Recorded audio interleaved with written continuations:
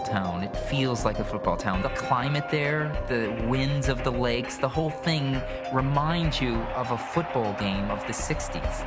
It's very nostalgic and very classic in that way. And you could talk about the football teams in all the cities in America, but I promise you, it's deeper there. It's deep.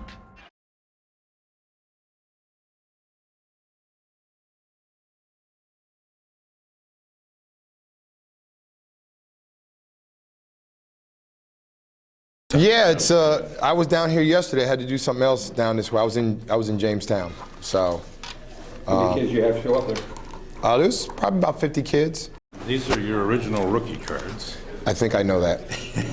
Well, I mean, but I'm told they're real original. Thank you. Thanks for reminding me. They're not reproductions. Thanks again. I know I took a lot of hits ahead. I need to be reminded of some things. Have fun. All right. We'll talk slow. Yeah. Was football your sport? When you grew up, when you were in Allentown High School, was that your... I did everything. Yeah. I did a little bit of everything. Yeah. Football, basketball, baseball. I didn't really gravitate to one thing. I kind of was just one of those kids like everybody else. Your parents put you in stuff to keep you out of trouble. Yep. Was there a role model in that area of Allentown? Oh, you mean of football, sports generally? Was there that? You know, I really don't. I don't think there probably was, but I didn't really emulate myself by like just a guy in the area. Right. Not really till I got to college. I really knew what football was about. When you're little, in high school or in junior high school and little league, you just like the kids nowadays, they see their heroes or they see the people they like on TV, and that's who they liked. Yep. Yeah, I was a big Steelers fan when I was younger, so. Not Eagles, huh? I liked the Eagles, but I was more Pittsburgh Steelers. Yeah. In this neck of the woods, Shane Conlon. You're right about that. This is neck of the woods. You can't get it. Yeah.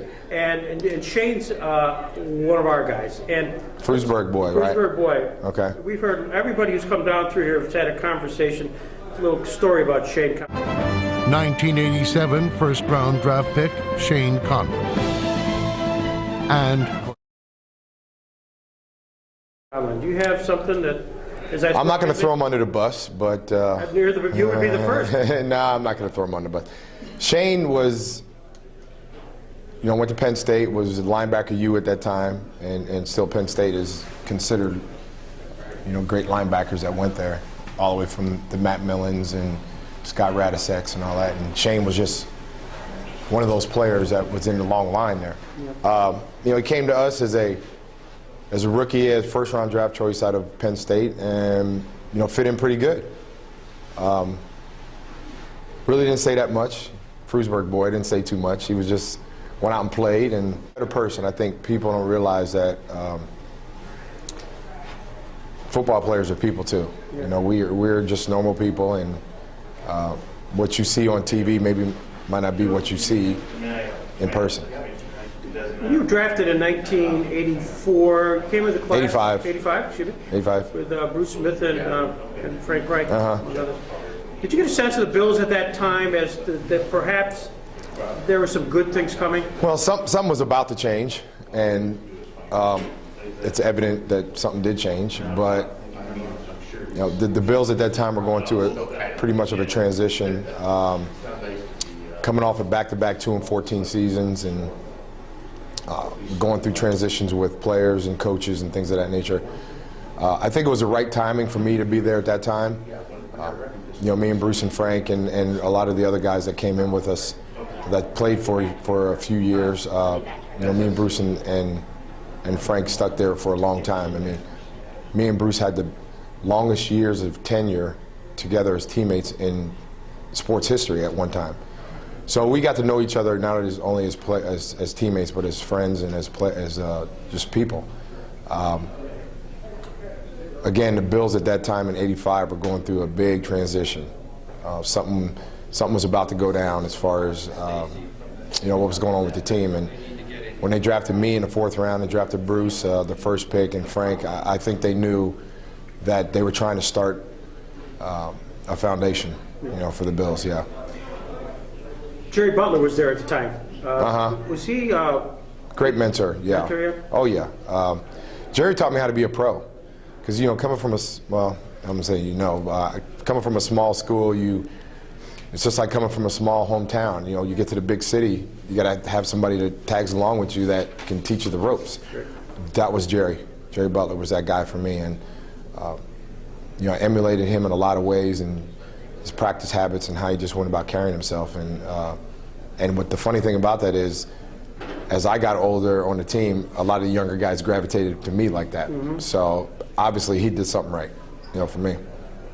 You have many great attributes, but one of them that Marv Levy always talked about was your durability. Mm-hmm. What kind of training program did Andre Reed have to take all those hits and still keep on ticking? That's a pretty good question. I was just a very regimented person. I mean, I was very regimental about my workout, what I did in the off season. I didn't take too much time off. I like to get a jump up on everybody, so when I came to training camp the following year, I was always ready to go. Had a pretty strict program, and stuck to it. I think the dedication that I had really was equal to the longevity that I had in the league. Plus, I got a lot lucky too. I mean, you got to have luck as far as injuries and all things of that nature. But I think if you do the things in the off season, you really lessen the capability of the fact that you might get injured really bad. I mean, injuries are part of the game, but I think mindset.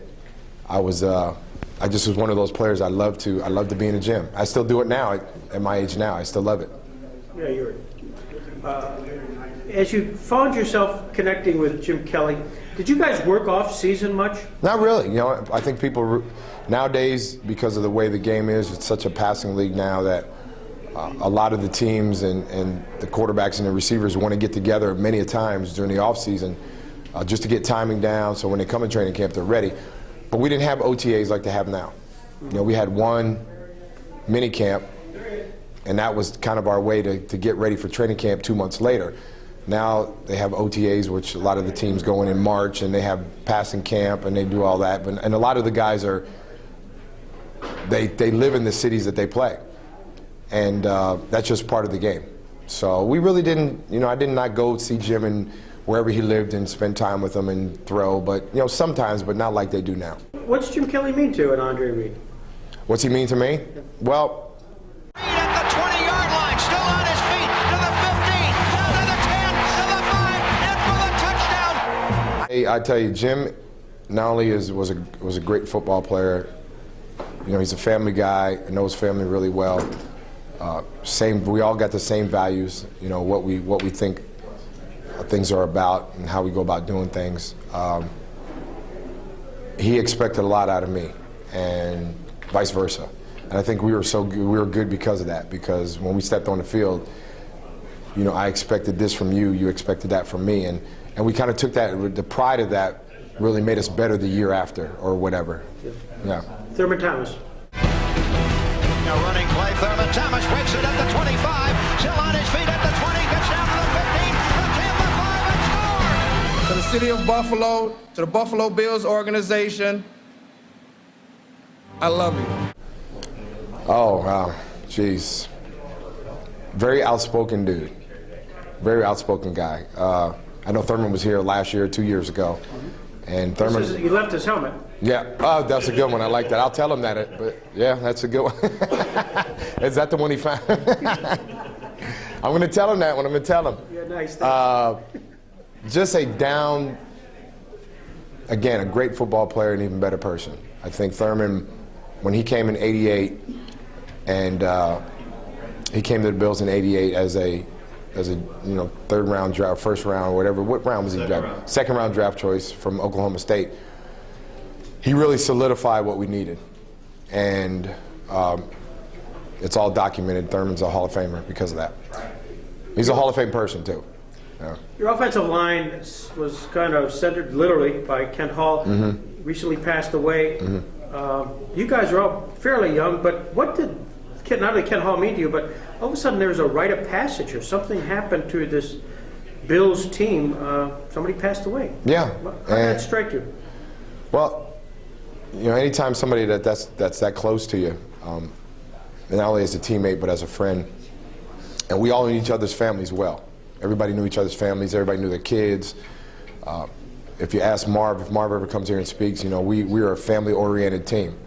We were all about each other and what we did off the field and how, because what we did usually off the field impacted what we did on the field.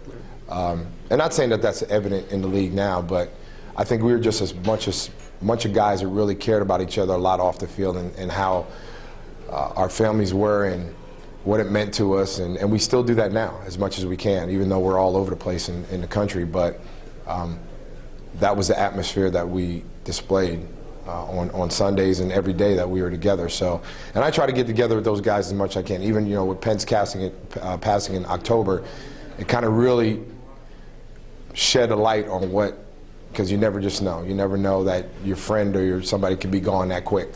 So we try to get together as much as we can. You mentioned Marv Levy. Where else would you rather be than right here, right now? Would you rather be than right here, right now? It inspired the fans. It inspired guys like me. Did it inspire you guys? Was this?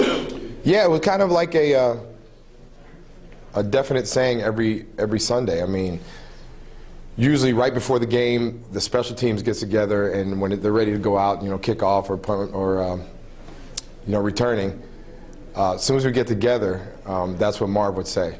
Where else would you rather be than right here, right now? And there's not too many places you'd rather be than right there.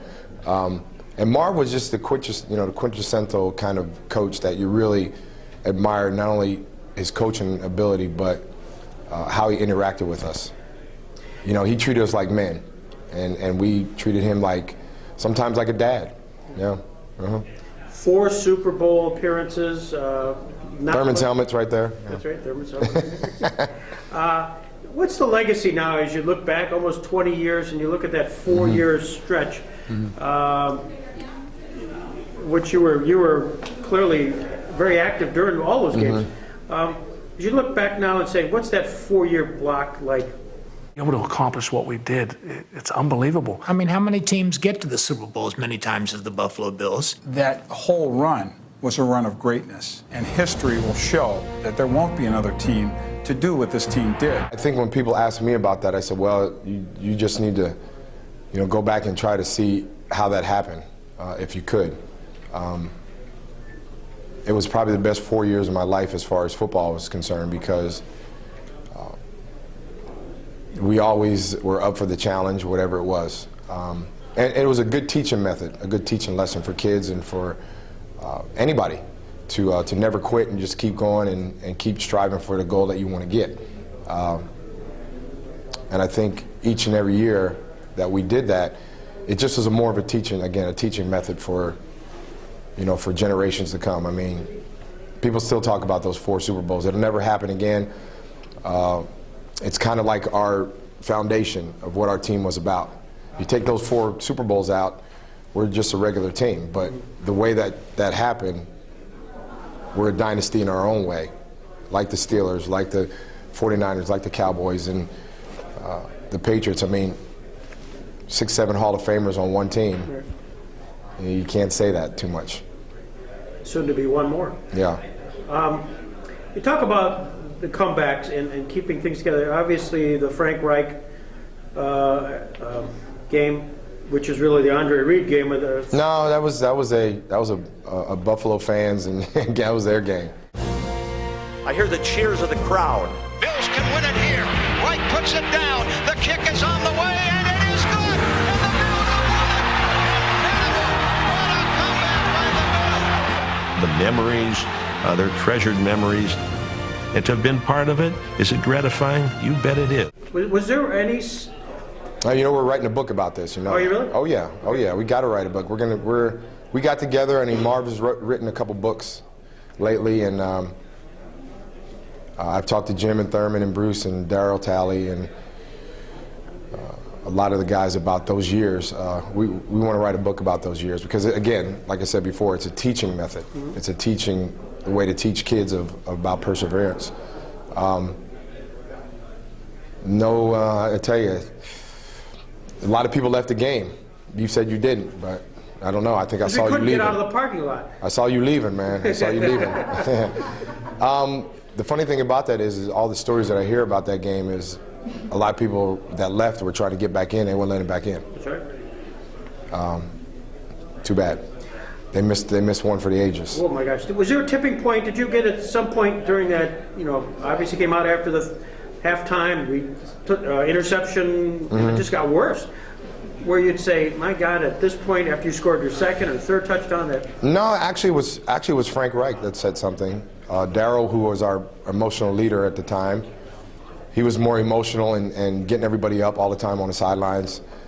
You know, we can win this game. It's not over. That kind of thing. You know, we're down 35-3. We're like, it's going to be a tough task in the playoffs, you know, even at home to try to, you know, win this game.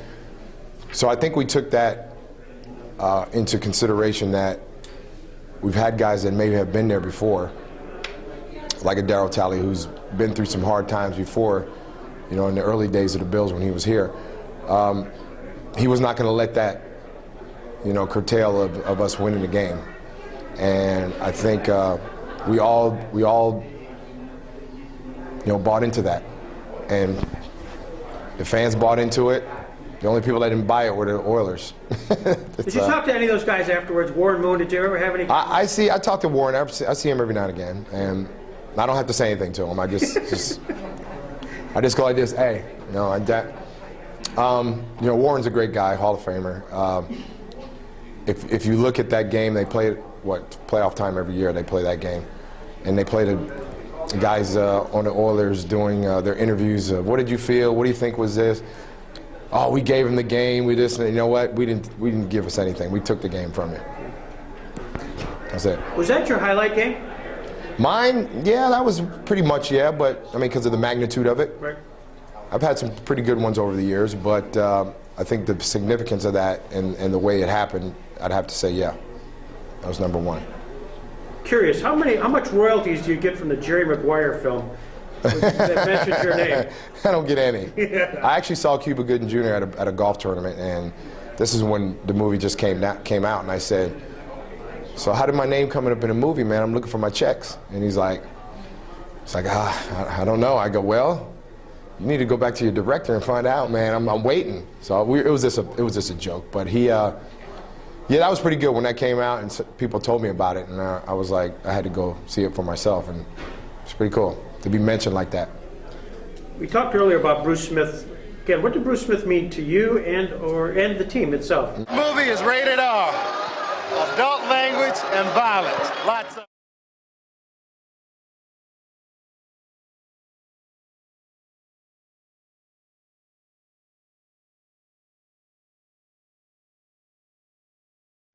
A rapidly developing defense was led by All-Pro Bruce Smith. Bruce was a big old teddy bear, just a character guy, and we had a bunch of characters on the team. I think Bruce is a ringleader as far as that, you know, concerned. But again, like I said before, I've known him for 20 years, since '85, more than 20 years, and we became not only teammates but good friends. And you know, our kids grew up together, and not only was Bruce such a great football player, like I said about all my other teammates, they were just better people. People see you on Sunday and they see what you do on Sunday, but they really don't know you with the helmet off.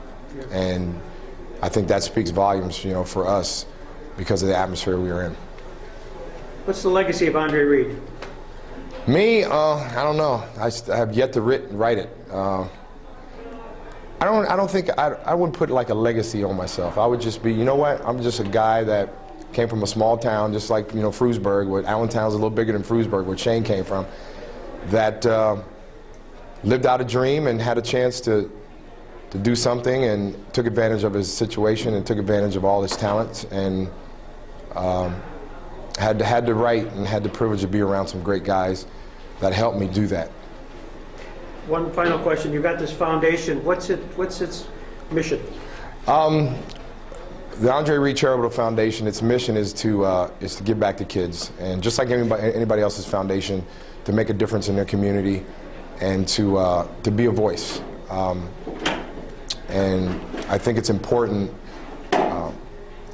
not only as athletes but as former athletes, that you're in that position to do something. Because my dad, who's no longer here, he passed away in '96, always told me, you know what, if you're in the position to make a difference and you have that voice that you can do it, take advantage of it.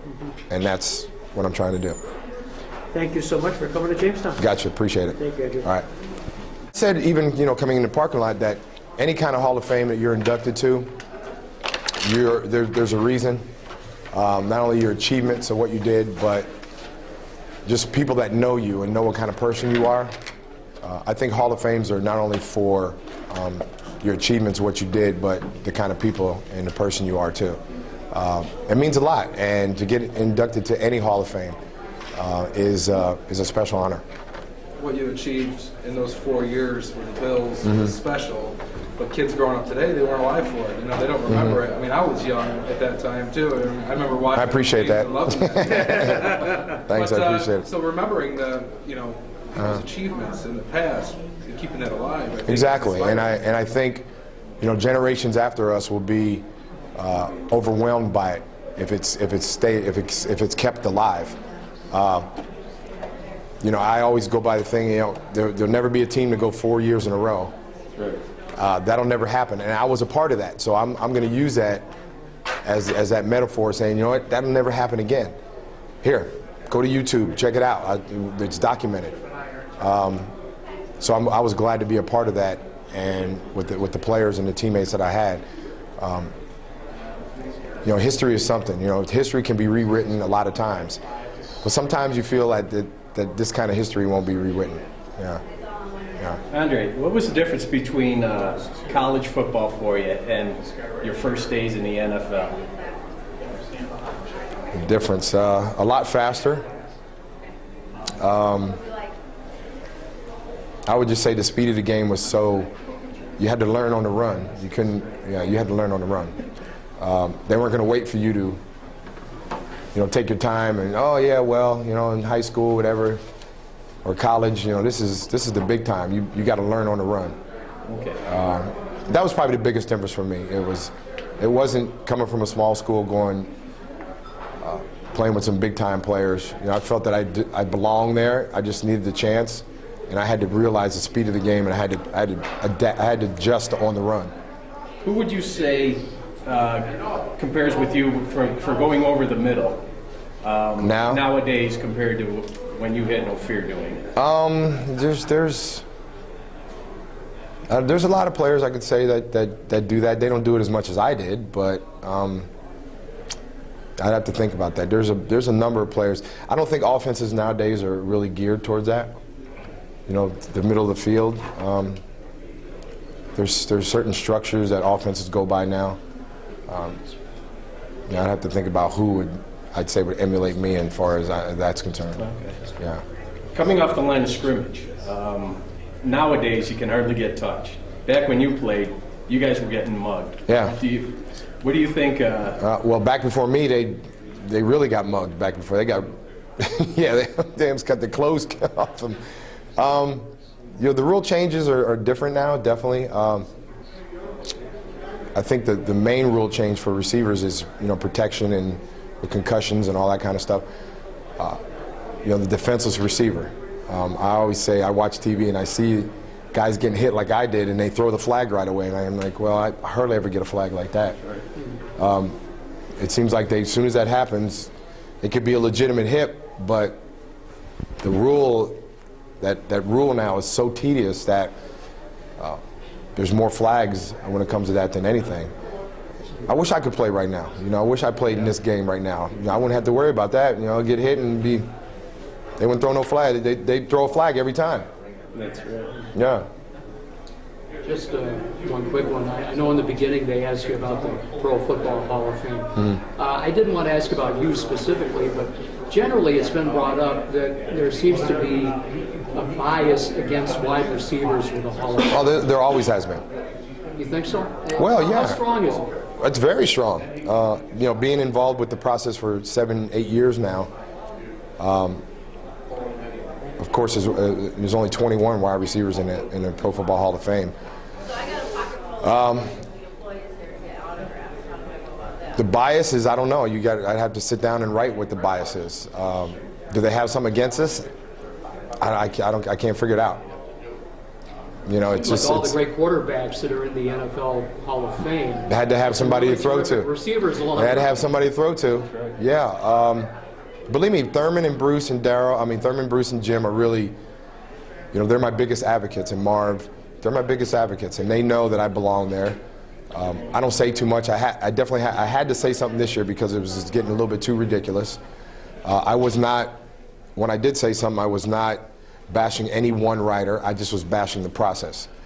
And I would be remiss to say that somebody else wouldn't say the same thing, because the process is very deemed, and it's very, I wouldn't say biased, but it's just, there's some loopholes in it.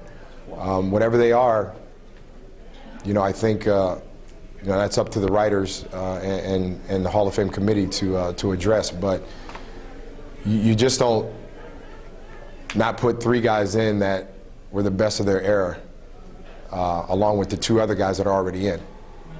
Jerry was the best ever. I definitely was the best ever to play the position. But you got his contemporaries that were pretty good too. Would those guys ever have those kind of numbers when I played here in Buffalo? That's an argument that my guy probably talks about all the time. He played in that weather, he was this and that. I just did what I did on the field and let the chips fall where they may. I figure they say the best for last, and it's not on my time, and I just let it go where it goes. I saw you guys play all during that time. You belong. No, thank you. Appreciate it. Did you ever think about getting into coaching? Yeah, I coached my son in Little League a little bit. I pursued it a little bit, not really as much as I probably could. If the opportunity really, beat down the door on me, I would consider it, because I got a lot of knowledge about the game, and I don't have to watch football to tell you what's going on. I can tell you what's going on and tell you, what the happenings are. So, I would have a lot to say, but again, it had to be the right situation for that.